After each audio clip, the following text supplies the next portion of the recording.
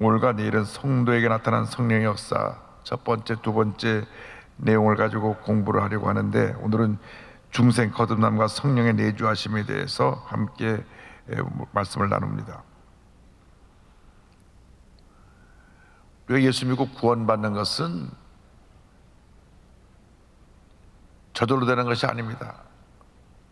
또 내가 누구의 인도함 받고 교회 와서 구원받는 것도 아니고, 성령께서 우리 마음 가운데 역사하실 때 구원의 은혜가 임하게 되는 것입니다. 물론 우리가 사람들을 전도해서 교회에 데리고 오고 또 예배 참석하게 하고 같이 기독교 방송을 통해서 은혜를 나누고 하는 그러한 우리의 모든 노력이 필요하지만, 근본적으로 성령이 역사하셔야 됩니다. 그래서 성령께서 어떤 역사를 하시냐? 거듭나게 하시는 성령님. 내 스스로 인간의 힘으로 구원받을 사람은 아무도 없습니다. 성령께서 우리 마음 가운데 오셔서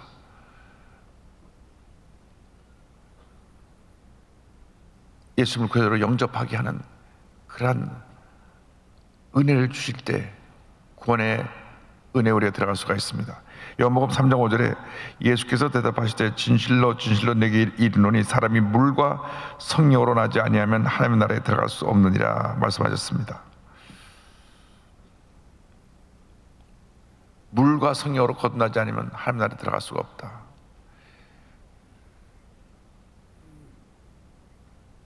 예수를 믿을 때 저들이 하나님 앞에서 이제는 나의 모든 죄가 다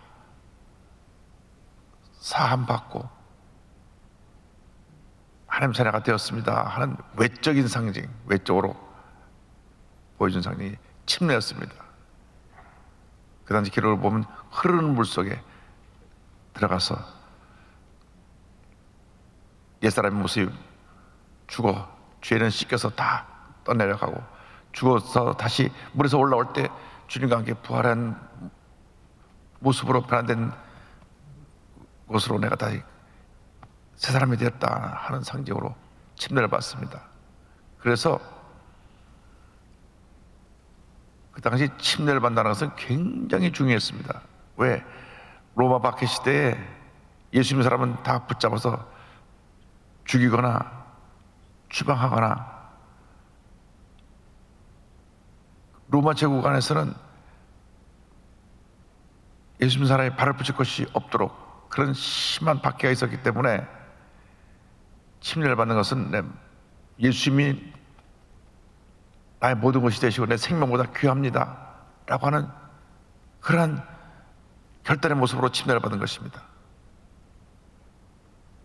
그래서 그 침례 받는 것은 구원받는 것과 같은 사건으로 보았습니다. 그건 외적인 상징이고, 내적으로 내 마음속에 성령의 감동해서 예수를 믿게 하는 그 내적인 역사가 성령 역사고, 외적인 우리가 결단을 보여준 것은 침례였습니다. 그러므로 예수 믿고 구원받은 사람은 가급적 빨리 침례를 받는 것이 좋습니다.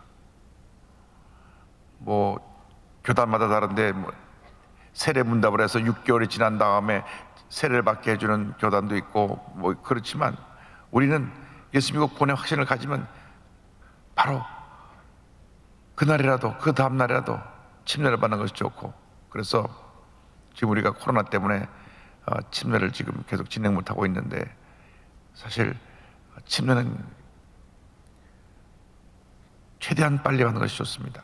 그래서 침례를 받은 그날 온 가족들이, 교구 식구들이 와서 축하하고, 그래서 기도해주고, 초대교회 보면 침례 받을 때 온 성도가 다 나와서 축복하고 찬송을 부르고 하나님의 자녀로 태어나게 되면서 해서 온 교회가 잔치를 벌였습니다. 그만큼 예수 믿고 구원받는 것이 중요한 것입니다. 이 구원받는 역사에 있어서 가장 중요한 것이 성령의 역사입니다. 물론 구원의 역사는 하나님의 절대 주권에 속한 것입니다. 하나님의 절대 주권. 그걸 가리켜서 예정이랍니다. 예정. 예정에 하나님의 예정 속에서 우리가 구원받는 것인데, 장로교에서는 하나님의 예정 속에서 모든 게 다 이루어진다고 말씀하고 있고, 감리교에서는 하나님의 절대 주권과 우리 인간의 100% 하나님을 향한 우리의 믿음이 합쳐져서 구원의 역사를 이룬다. 우리 교리는 감리교 쪽에 좀 더 가깝습니다. 절대 주권 예정하여 구원을 받지만 성령의 역사가 임함으로 말미암아 우리에게 구원의 은혜가 임한다. 성령의 역사를 우리 쪽에서 하나님 앞에 나갈 수 있는 그 길이 뭐냐? 성령의 역사로 우리에게 믿음이라는 것이 주어졌어. 믿음으로 하나님의 주신 구원을, 선물을 받는 것입니다. 그래서 마음으로 믿어서 구원에 이르게 되는 것입니다. 근데 마음으로 믿게 하는 그 역사가 성령의 역사입니다. 그래서 우리가 구원받은 사람으로서 간절히 기도하는 이유는 굳어진 마음이 성령 역사로 마음이 녹아져서 마음의 문이 열리도록 기도하는 것입니다. 기도를 많이 하고 그 사람 전도하면 그냥 교회 처음 나오는 막 눈물 콧물 쏟고 예수 믿고 구원받고 변화되는 사람들이 많이 있습니다. 그런데 그냥 무척 처음 따라와 갖고는 그냥 맹숭맹숭하고 구역구만 있다 그냥 갑니다. 그래서 우리가 구원할 사람을 위해서 기도를 많이 해야 됩니다. 예수 믿는 걸 아주 완강하게 거부하는 사람은 그 사람 빨리 예수 믿을 사람입니다. 왜? 거부한다고 하는 것은 벌써 본인이 내가 예수 믿게 붙잡히겠구나, 그래서 또 거부하는 겁니다. 어떤 사람 얘기합니다. 아이고 나 예수 안 믿어. 왜요? 내가 그 좋아하는 술 담배 못하니까 난 예수 안 믿어. 그럴 때는 해야 된다. 아이고 괜찮으니까 그냥 믿으시라고. 은혜 받으면 저절로 끊어지니까. 어차피 교회 나서 예배 드리는 것이 중요한, 예수 믿고 하나님 자녀가 되는 것이 중요한 것이기 때문에 가장 중요한 것은 예수 믿고 구원받는 것입니다. 성령이 우리에게 임하실 때 우리가 하나님의 자녀가 되는데, 로마서 8장 9절에 이와 같이 말씀합니다. 만일 너희 속에 하나님의 영이 거하시면 너희가 육신에 있지 아니하고 영에 있나니 누구든지 그리스도의 영이 없으면 그리스도의 사람이 아니라. 하나님의 영이 우리에게 거하시면 그리스도의 영이 우리에게 거한다. 우리 기독교의 신비 가운데 하나가 삼위일체 하나님이거든요. 한 분 하나님이 성부 하나님, 성자 예수님, 성령 하나님 계신데, 성경을 보면 이 하나님에 대한 단어가, 성령에 대한 단어도 다 같이 이렇게 혼용되었었습니다. 성령님이 하나님의 영으로 표현되기도 하고, 또 그리스도 영으로 표현되기도 하고, 거룩한 영으로 표현되기도 하고. 그래서 성령 하나님이 우리 마음 가운데 오셔서 이제부터는 내가 하나님의 자녀로 살게 되는 것입니다. 똑같은 육신의 몸을 입고 있지만은 예수 믿기 전에는 내 마음 안에 성령 하나님이 안 계셨기 때문에 내가 내 삶의 주인에서 내 마음대로 막 좌지우지하고 살면서 이리 부딪히고 저리 부딪히고 죄짓고 불의하고 방탕한 삶을 살았지만은 성령께서 내 마음 들어오시고 난 다음에는, 그 다음부터 성령께서 내 마음속에 하나님의 뜻이 무엇인지 깨닫게 하시고 그 길을 가도록 우리를 인도해 주시는 것입니다. 성령 충만 받으면 내가 성령에 사로잡혀서 그 길을 갈 수 있고, 성령이 그냥 내 마음속에 들어와 계시는 상태, 내주하시는 상태면 내가 엎치락 뒤치락 기쁘고 좋을 때는 한없이 막 천국에 올라갈 것 같은 그런 막 기쁨을 갖고 주님을 섬기다가 무슨 말 듣고 마음에 상처받고 하루아침에 갑자기 뚝 떨어져 갖고 하루에 천국과 지옥을 왔다 갔다 하는 사람들이 있어요. 오펜바에 천국과 지옥이라고 하는 서곡이 있는데 왔다 갔다 하는 사람들이 있어요. 성령 충만하지 못한 사람들은 늘 기분이 좋을 때는 천국 갔다, 기분 나쁠 때는 지옥 갔다 왔다 갔다 합니다. 마음이 그렇다는 거예요. 마음이 늘 성령의 충만함을 받아야 됩니다.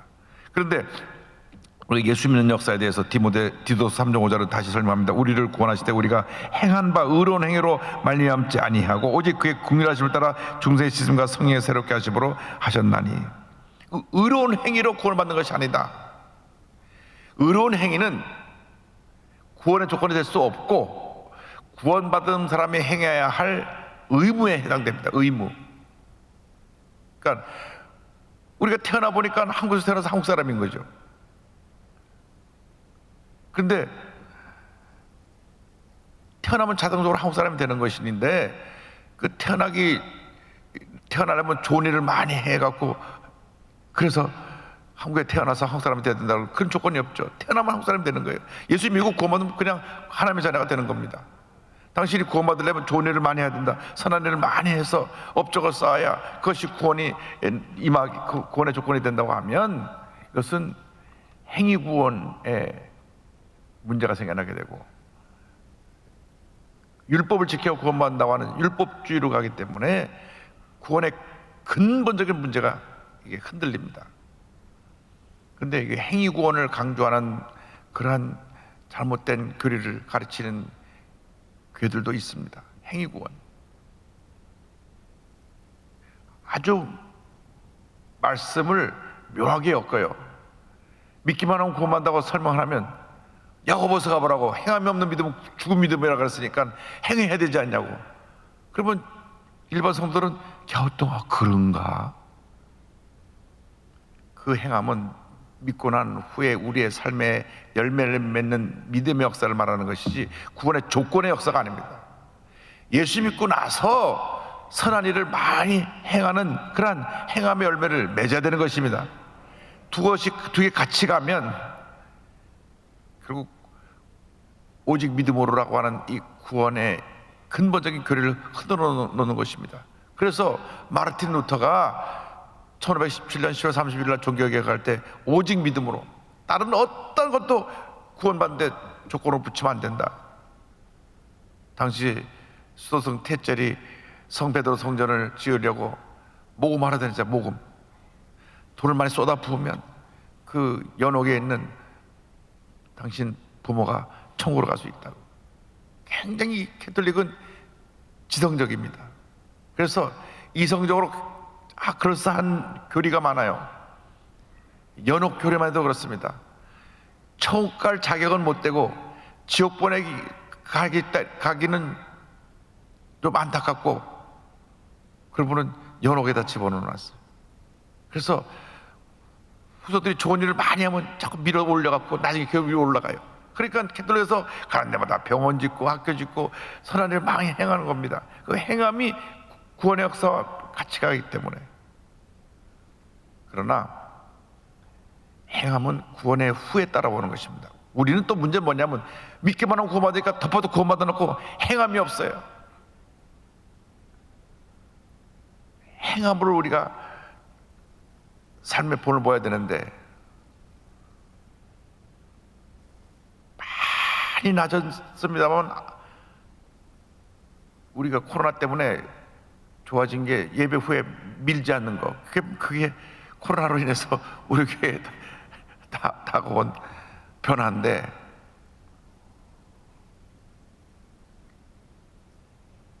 끝나고 와르르 몰려가면서 미니까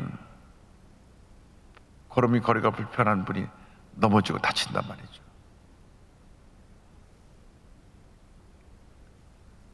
우리가 아직 행함을 못 따라가는 거예요. 조금만 여유를 가지면 되는데 급해요. 그러니까 우리가 예수 믿고 구원받는 것은 그냥 믿음으로 구원만 받는 것이지만, 믿고 난 다음에 우리의 삶의 행위는 반드시 믿고 난 후에 계속 날마다 더 나은 모습으로 나타나야 됩니다.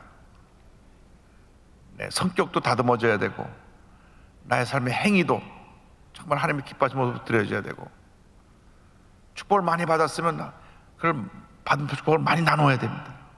그러면 그 삶이 더 많은 축복을 받게 되는데, 내 것으로 확 움켜쥐고 안 내놓으니까 나중에 하나님이 불어버리실 수가 있어요. 하나님께 축복 주실 때는 하나님 영광에서 귀하게 쓰라고 주시는 것이지 쌓아놓으라고 주신 것이 아닙니다. 근데 나눠주면 더 주신다니까. 나눠주면 더 주셔요. 우리가 하나님 앞에서 하나님 기뻐하시는 삶을 살아야 되는데, 우리 마음 가운데서 주님의 영이 와 계시기 때문에 주님의 영의 인도함을 받아야 됩니다. 로마서 8장 9절로 11절은 다시 설명합니다. 만일 너희 속에 하나님의 영이 거하시면 너희가 육신에 있지 아니하고 영이 있나니, 누구든지 그리스도의 영이 없으면 그리스도의 사람이 아니라. 또 그리스도께서 너희 안에 계시면 몸은 죄로 말미암아 죽은 것이나 영은 의로 말미암아 살아있는 것이니라. 예수를 죽은 자 가운데서 살리신 이의 영이 너희 안에 거하시면 그리스도 예수를 죽은 자 가운데서 살리신 이가 너희 안에 거하시는 그 영으로 말미암아 너희 죽을 몸도 살리시리라. 우리가 태어날 때 영이 죽은 상태로 태어납니다. 영이 언제 죽었느냐? 아담과 하와가 죄를 지었을 때 하나님과의 관계가 끊어졌습니다. 그때 영이 죽은 겁니다. 그래서 다시 태어나야 된다는 말은 죽은 영이 살아야 된다는 것입니다. 예수 믿는 사람은 육신적으로는 태어나면서 살고 예수 믿음으로 영이 또 살아서 두 번 살게 되고요. 그 영이 살아나는 그 상태는 죽어도 그 영은 죽지 않기 때문에 영원히 사는 것입니다. 그래서 나를 믿는 자는 영생을 얻으리라. 그 영생이라는 말은 조에라고 하는 말은 영원한 생명인데 언제 그것을 얻냐? 예수 믿을 때 우리에게 주어지는 겁니다. 그러니까 육신의 몸은 죽어도 영원히 살아요. 근데 육신의 몸은 언제? 주님 재림을 하실 때 다시 영화로운 몸으로 변화돼서 주님을 맞이하게 될 것인데, 고린도전서 6장 14절에 이와 같은 말씀을 합니다. 하나님이 주를 다시 살리셨고 또한 그의 권능으로 우리를 다시 살리시리라. 고린도전서 15장 42절입니다. 죽은 자의 부활도 그와 같으니 썩을 것으로 심고 썩지 않을 것으로 다시 살아나며, 우리 육신이 썩을 것이 이제 땅에 묻혀 썩어지지만 영화로운 몸으로 다시 살아게 된다는 것을 말씀합니다. 고린도서 4장 14절, 주 예수를 다시 살리시니가 예수와 함께 우리도 다시 살리사 너희와 함께 그 앞에 서게 하실 줄을 아노라. 이것은 다 우리의 육신의 몸이 죽었다 살아나는 것을 말하는데, 우리가 예수 믿는 순간 우리에게 영생이 들어와 있기 때문에, 조에 그 생명이 들어왔기 때문에 영원토록 우리는 하나님의 자녀로 복받은 삶을 살게 될 것입니다. 그런데 예수를 믿고 나서 성령으로 구원받았는데 그 순간부터 우리가 그를 알고 있든 알고 있지 못하든 중요한 것은 내 마음에 성령이 들어와 계시다고 하는 것입니다. 한번 따라하세요. 성령님께서 내 안에 들어와 계십니다. 성령의 내주하심이라 그렇게 표현합니다. 고린도 전서 6장 19절, 너희 몸은 너희가 하나님께로부터 받은 바 너희 가운데 계신 성령의 전인 줄을 알지 못하느냐. 너희는 너희 자신의 것이 아니라. 매우 중요한 것은 예수를 믿은 그 순간부터 내가 성령의 전이 된 것입니다. 그러니까 예수 믿은 후에는 함부로 살면 안 됩니다. 왜? 성령의 전이니까. 우리가 함부로 살고 함부로 죄짓고 불의하고 방탕 살면 안 되는 것이, 하나님의 전인 내가 어떻게 그렇게 살 수가 있습니까? 절대로 자살해서는 안 되는 것이, 하나님의 전인 나 자신을 왜 그렇게 극단의 선택을 하게 하는, 그건 잘못된 것입니다. 절대 안 됩니다. 자신을 자해해도 안 됩니다. 자신을 잘 존중해서 잘 관리해서 건강한 몸으로 주님 섬기게 해야 됩니다. 왜? 성령의 전이니까. 너는 보통 사람이 아니에요. 하나님의 사람이고 하나님의 전입니다. 성경에 너희가 뭐 성령의 전이라고 했고, 성령이 내 마음까지 들어와서 하나님의 전이 되고 이제 하나님을 나의 아버지로 부를 수 있게 만들어 준 것입니다. 갈라디아서 4장 6절, 너희가 아들이므로 하나님의 그 아들의 영을 우리 마음 가운데 보내서 아빠 아버지라 부르게 하셨느니라. 아들의 영, 예수님의 영, 성령을 우리에게 보내줘서 아빠 아버지 이렇게 부르게 만드신 것입니다. 우리가 보통 사람 아니에요. 성령 함께 거하시는 사람입니다. 예수님께서 말씀하시지 않습니까? 요한복음 14장 16절 17절 보니까 내가 아버지께 구하겠으니까 또 다른 보혜사를 너에게 주사 영원토록 너희와 함께 있게 하리니. 17절입니다. 그는 진리의 영이라 세상은 너희 그를 받지 못하나니 이는 그를 보지도 못하고 알도 못함이라. 그러나 너희는 그를 아나니 그는 너희와 함께 거하시며 또 너희 속에 계시겠습니다. 성령이 지금 여러분과 함께 계신다니까요. 우리가 그것을 성령 충만할 때만 느끼지, 보통 때는 느끼지 못하지만 항상 성령이 함께 가고 계신 겁니다. 그래서 우리 자신을 잘 관리하고 이 하나님의 전인 이 몸을 통해서 하나님께 영광 돌리는 삶을 살아야 됩니다. 공부를 하는 사람들은 열심히 공부해서 하나님의 전에 내가 하나님의 영광을 나타내야 되고, 사업을 하는 사람은 열심히 사업을 해서 하나님의 영광을 나타내야 되고, 의사는 열심히 잘 고쳐서 하나님의 사업을 해야 되는 것이고, 누구나 자기에게 주신 직분대로 열심을 다해야 됩니다. 선생님은 잘 가르쳐야 되고, 경찰들은 민중의 지팡이로 국민들의 안전을 잘 치안을 유지해서